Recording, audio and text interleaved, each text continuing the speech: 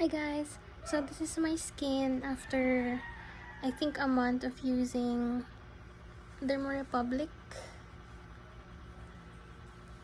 So this is my skin before.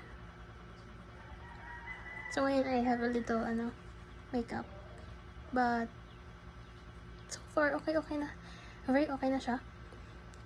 Unlike dati, sobra kung daming tingitig. Ngayon flatten na siya, tapos lesser na yung mga tumutubong pimple.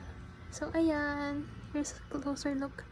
Ito na lang ito na yung buhay na pimple, pero tapos na siyang mag-pop. Bale na hinihil ko na siya. Tsaka ito kasi galing ako kakatapos ko lang mag-mens. So ayan, so far okay.